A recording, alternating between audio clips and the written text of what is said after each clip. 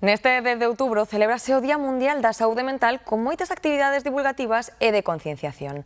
A raíña Leticia presidiu o acto institucional e recomendou a lectura para que os mozos poidan verbalizar mellor os trastornos que padecen.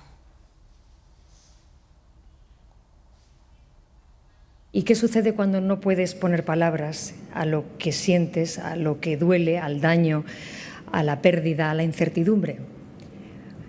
Y pensaba yo, ¿qué herramienta existe para seguir narrando, para aprender a narrar, para seguir encontrando palabras? ¿Qué herramienta se os ocurre que es buena para eso? La que estáis pensando. Leer libros.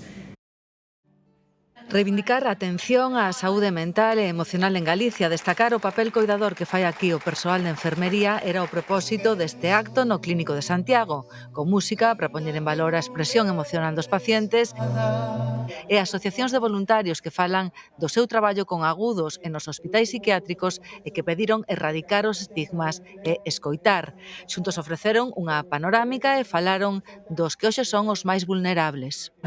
Na adolescencia, precisamente pola súa pouca madurez, contactos con adultos, acoso en redes, con problemas de alimentación, que a veces ten que ver coas redes sociais, pois con 9 anos. Cada vez máis novos fronte a un mundo que non só altera a química cerebral, senón que crea modelos irreais. Non podemos envellecer, temos que ser, sabes, estupendas e maravillosas, sobre todo as mulleres, pero tamén os homes, cada vez máis homes, pois estamos tendo problemas de trastorno de conduta alimentaria tamén en homes, porque temos que ser delgadas, esbeltas, sin arrugas. Cada vez máis presa, máis exixencia, máis sobredemanda. A donde imos? Fagamos unha autocrítica de que lugar ocupan na nosa familia pois as persoas maiores. Nunha poboación cada vez máis envellecida con moitos maiores padecendo tamén soidade.